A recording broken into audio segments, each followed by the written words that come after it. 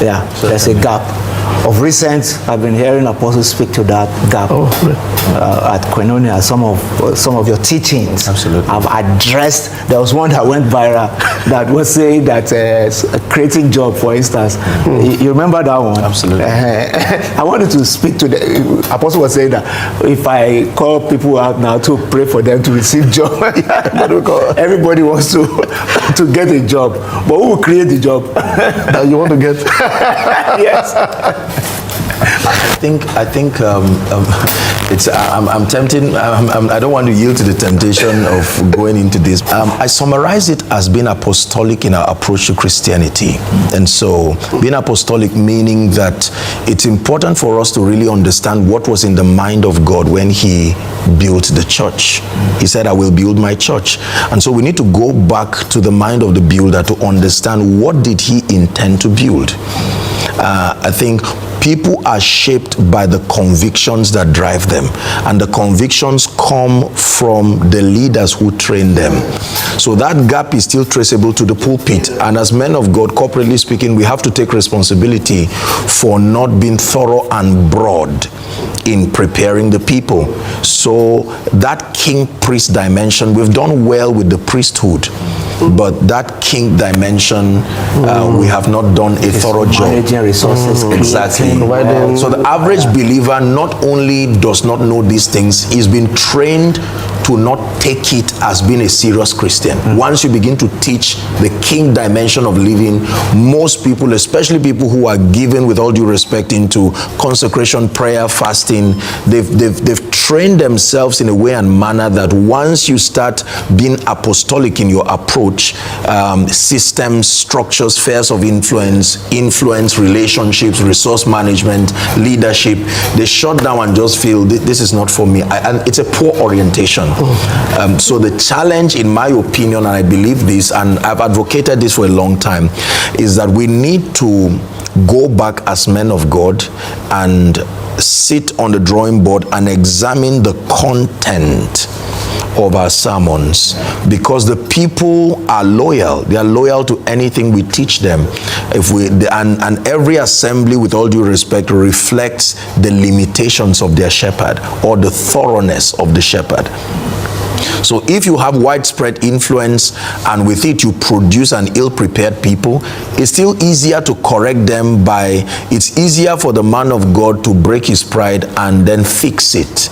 It's fixable, and we can come up with systems to remedy that aberrated understanding. So if I spend time, just like Pastor Godman said, in his presence, getting wisdom, getting power, getting glory, I realize that if I isolate myself from the world or hope that things happen, I'll give you an instance. Ask the average believer, does God prosper? They will say yes. And you ask them, how do you think God is going to prosper you? Usually they'll say, somebody is going to stand up somewhere.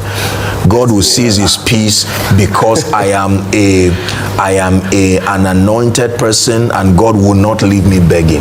Now you see, it's a very narrow-minded thinking, because now that person is not a creator, it's parasitic thinking. You see, there's a difference between favor and being parasitic. So the person wants to use spirituality to excuse the responsibility of learning the principles that make for wealth creation, and he just believes someone will pay the price and God will give him the burden of enriching you indefinitely. You see, so that kind of poisonous orientation. Now imagine if you're a pastor who has that orientation. That's how you plan to run your church, run your membership. You will produce all kinds of disaster.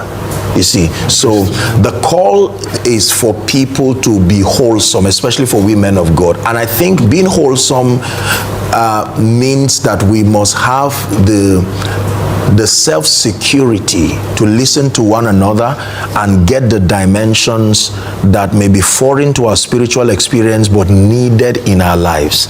The refusal to respect the unique distribution of God's grace across one another and listening for where I can learn from you that may not be captured in my experience. You see, so the imbalances come sometimes because of pride.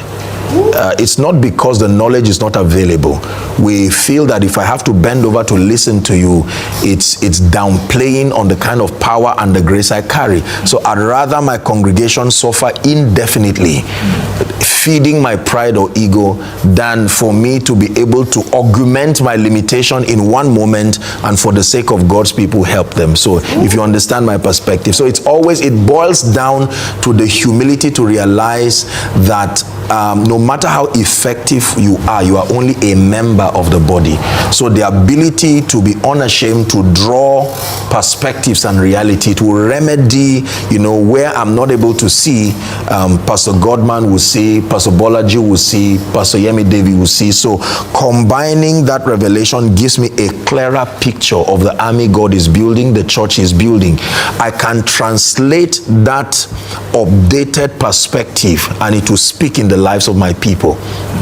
You see that? And it does not distort their loyalty towards me. In fact, they become grateful for being secured enough to reach out to other investments within the body.